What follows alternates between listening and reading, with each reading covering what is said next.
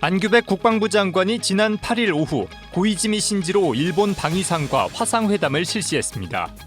양 장관은 최근 북한의 방사포와 미사일 발사 동향을 공유하고 북한의 위협 억제와 대응을 위해 한미일 안보 협력을 긴밀히 추진해 나가자는 데 의견을 같이 했습니다. 한미 공군이 오는 10일부터 연합 대규모 공중훈련인 프리덤 플래그 훈련에 돌입합니다. 특히 이번 훈련은 전시작전 통제권 전환에 대비해 우리 공군이 훈련을 주도하며 연합작전 수행 능력 점검에 중점을 둘 예정입니다.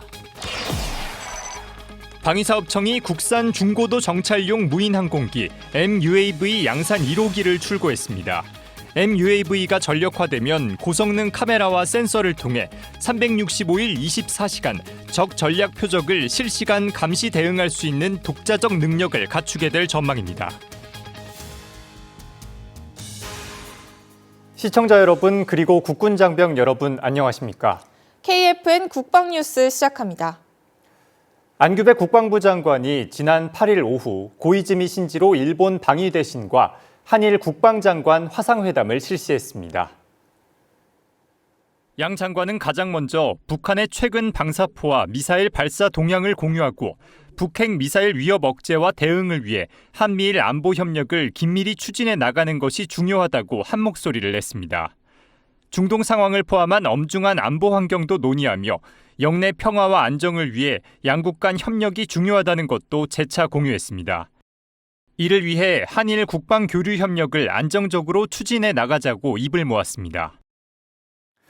한미 공군이 10일부터 24일까지 2주에 걸쳐 광주 기지에서 프리덤 플래그 훈련을 실시합니다. 이번 훈련은 전시작전 통제권 전환에 대비해 우리 공군이 훈련을 주도하며 연합작전 수행 능력 검증에 중점을 둘 예정입니다. 이채원 기자입니다. 프리덤 플래그 훈련은 전후반기 연 2회 실시되는 한미연합 대규모 공중훈련으로 양국의 연합작전 수행 능력과 생존성 향상을 목표로 하는 훈련입니다. 이번 훈련엔 우리 공군의 F-15K와 F-35A, C-130 등과 미 공군의 F-16, 미 해병대의 FA-18 등 한미가 보유한 전투기와 수송기, 공중급요기, 무인기 등이 대거 동원됩니다. 양국 공군은 훈련 기간 동안 주 야간 임무계획반을 운영하며 최신 전술과 노하우를 교류하고 전시 작전 임무 수행 절차를 발전시켜 나갈 예정입니다. 실질적인 공중훈련은 오는 13일부터 시작됩니다. 한미 공중전력들은 방어 제공과 공중대기 항공차단, 근접 항공 지원 등의 임무를 수행하며 상호 운용성을 강화하고 전시 연합임무 수행을 위한 능력을 점검할 계획입니다. 공군은 이번 훈련은 전시 작전 통제권 전환에 대비해 우리 공군이 훈련을 주도하며 연합작전 수행 능력 검증에 중점을 둔다고 밝혔습니다.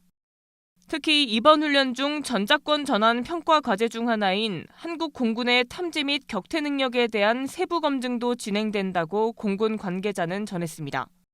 한미 공군은 또한 작전 환경 변화를 반영해 4세대와 5세대 전투기 통합 임무 개념을 검증하고 보완할 예정이며 이를 위해 훈련 기간 가상적기를 운용해 최신 전술과 전투기술 절차를 점검할 계획입니다.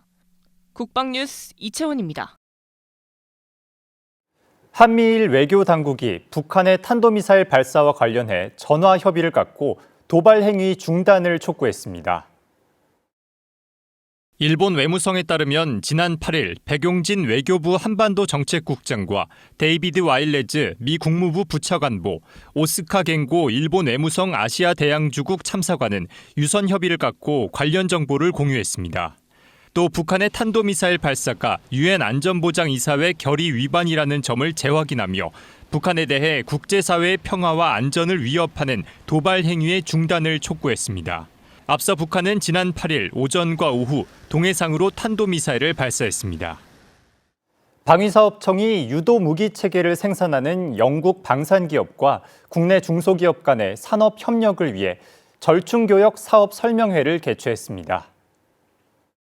9일 대전에서 열린 설명회에는 다양한 유도 무기 체계를 개발 생산하는 영국 방산기업 MBDA와 90여 개 국내 중소기업이 참석했습니다. 우리 중소기업들은 MBDA가 협력을 희망하는 분야를 공유받고 앞으로의 기술 협력과 장기적인 공급망 참여 가능성에 대해 논의했습니다. 대한민국을 24시간 지키는 하늘의 눈이 국산 기술로 양산됐습니다. 바로 중고도 정찰용 무인 항공기인데요. 양산 결정으로부터 3년 만에 일군 쾌거입니다. 안재영 기자의 보도입니다. 부산 대한항공테크센터에서 중고도 정찰용 무인항공기 MUAB 양산 1호기가 출고됐습니다. 지난 2023년 12월 양산 사업 착수 이후 약 3년 만에 완료된 것입니다. 국내 최초이자 국산인 전략급 무인항공기 MUAB. 방위사업청과 국방과학연구소의 주관 아래 대한항공, LIG 디펜스 앤 에어로스페이스, 한화시스템 등이 개발과 양산을 담당했습니다. 국내 개발 과정에서 수많은 기술적 도전이 있었지만 이를 극복해 90%에 달하는 국산화율을 달성했습니다. 비행 성능은 수백 킬로미터에 달하고 수십 시간에 달하는 운용 시간까지 갖췄습니다. 감시 장비로는 전자광학 장비인 EO와 적외선 장비 IR, 그리고 합성 개구 레이더 SA가 장착됐습니다. 전력화가 완료될 경우 적전략 표적을 365일 24시간 감시 대응할 수 있는 독자적 능력을 갖추게 됩니다. 이용철 방위사업청장은 축사를 통해 오늘의 성과는 대한항공을 비롯한 여러 방산기업과 연구자들의 헌신적인 노력의 결실이라고 밝혔습니다. 중고도 정찰용 무인항공기는 공군의 수락시험을 거친 뒤 2027년부터 순차적으로 인도되어 임무를 수행할 예정입니다. 아울러 연구개발 과정에서 확보한 핵심 기술과 운용 기반을 바탕으로 유무인 복합 전투 체계 중심의 전장 환경 변화에 대응한 전력 구축이 본격화될 것으로 기대됩니다. 국방뉴스 안재현입니다. 육군 수도기계화보병사단 기갑수색대대가 올해 첫 번째 유격훈련을 하고 있습니다. 산악과 도시지역 장애물 극복 훈련으로 장병들의 전투 감각은 더 높아지고 있는데요. 전우들의 단결력도 한층 강화되고 있습니다. 박인배 기자입니다.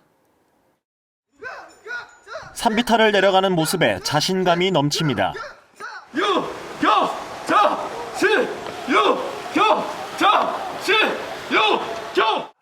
고층 사다리를 타는 것도 거침없습니다.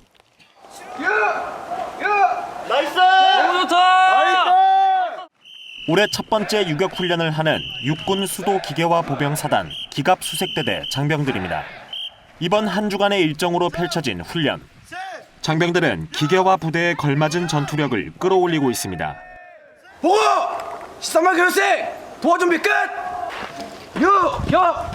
실! 훈련의 목적은 장병들이 장애물 극복 능력을 강화하는 데 있습니다.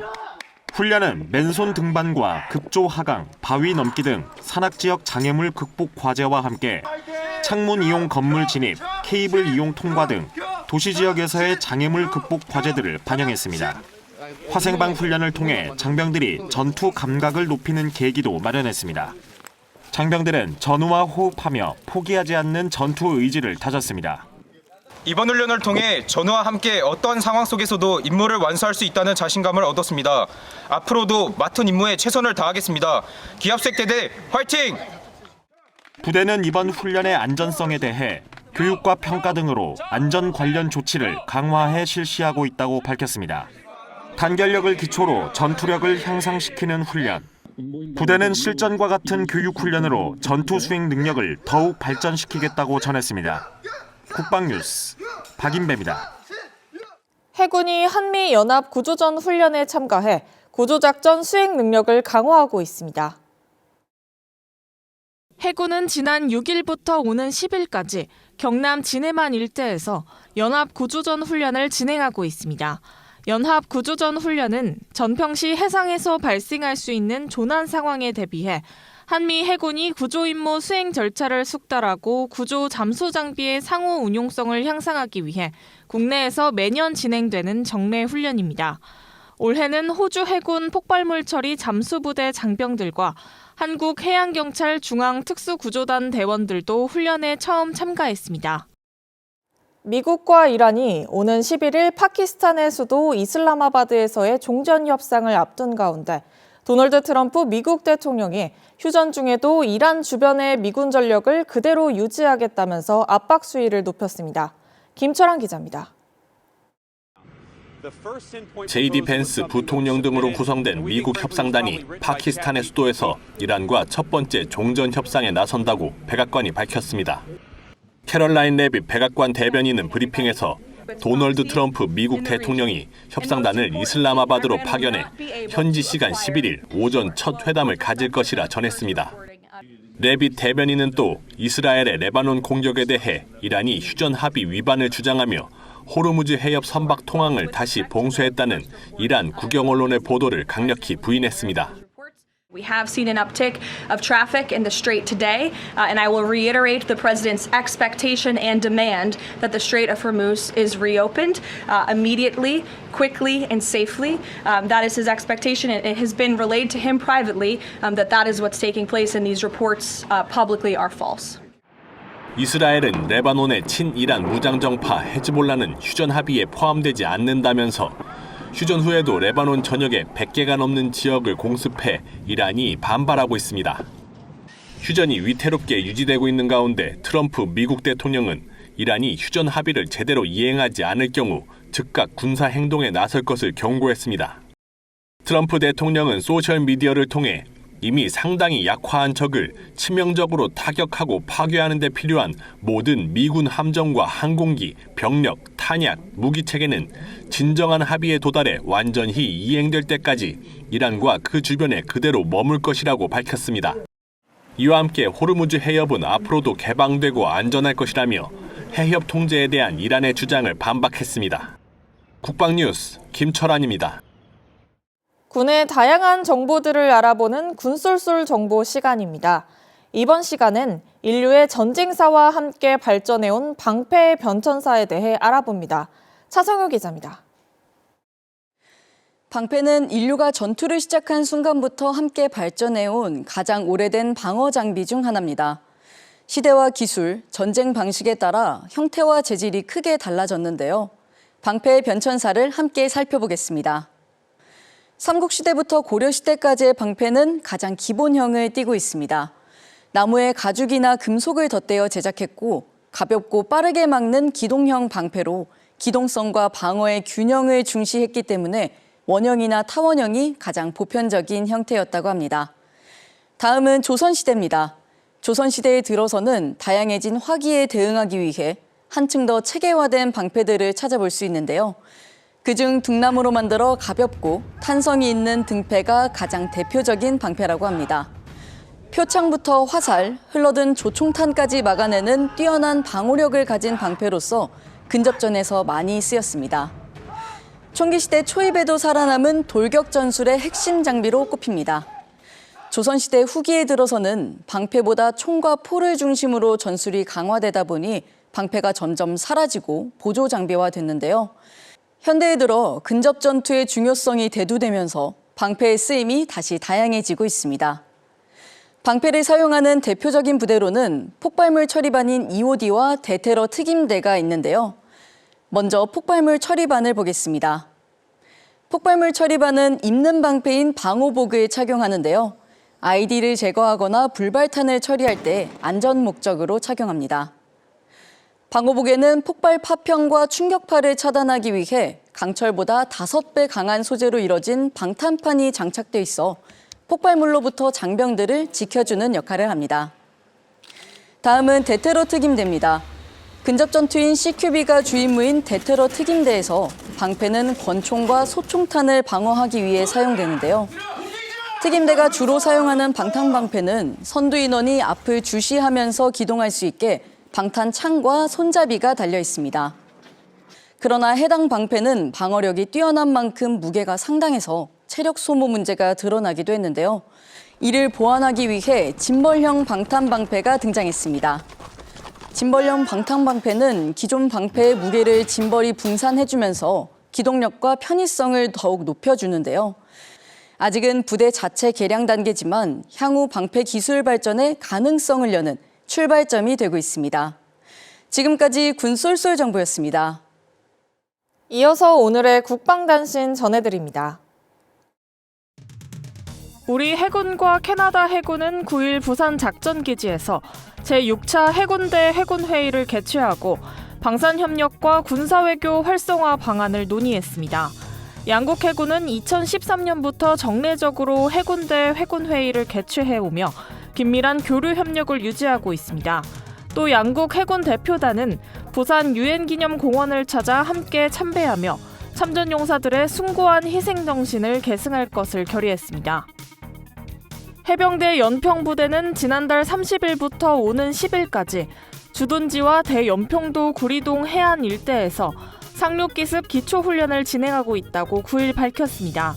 장병 240여 명이 참가한 이번 훈련은 상륙기습작전 수행 능력 완비와 해병대 팀워크 전후의 강화에 중점을 두고 진행 중입니다.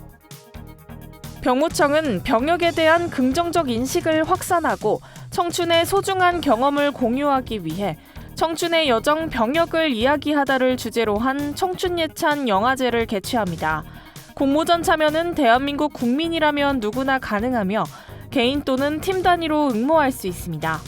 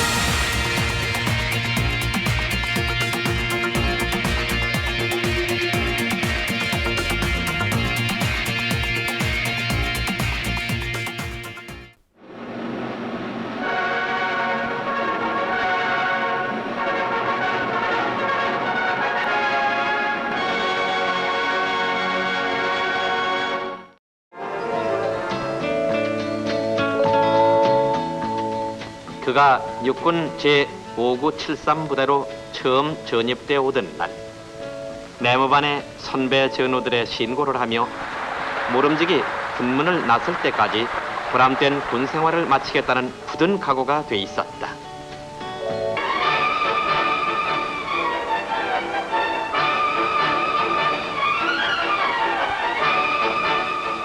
그는 주어진 임무를 빈틈없이 수행해 나갔고 무쇠 같은 체력 단련으로 굽힐 줄 모르는 사나이의 의지를 착실히 길러나갔다.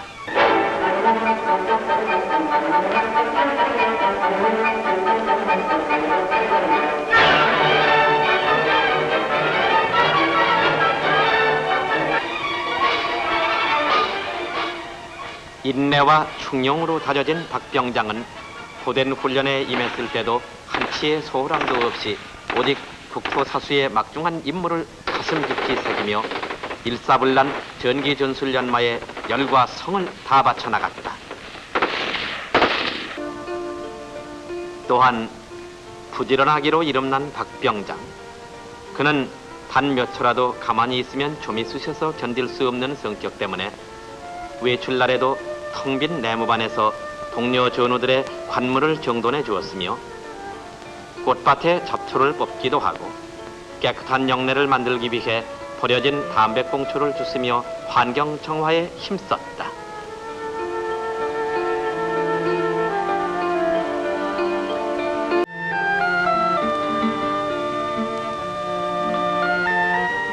그리고 아픈 병사에게는 사랑과 용기를 심어주며 전우의 참뜻을 일깨워주기도 했고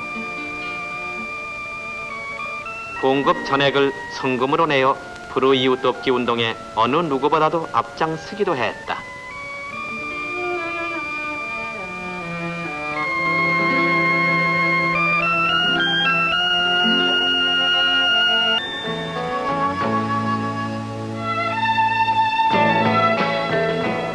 박병장은 휴식 시간에도 남과 같이 놀지 않고 1인 1기 교육을 통해 익힌 이론을 복습했으며 틈틈이 수송부에 나가 차량 정비 기술도 터득했다.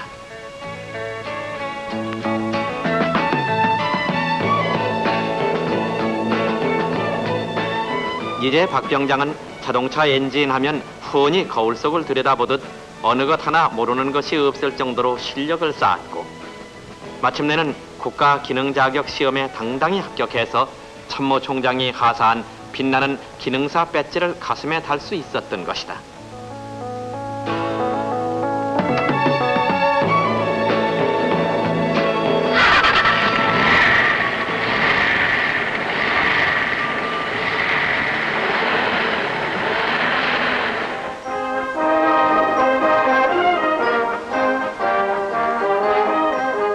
박 병장의 병영 생활은 바로 모범 그것이며 우리가 본받아야 할 점들이다.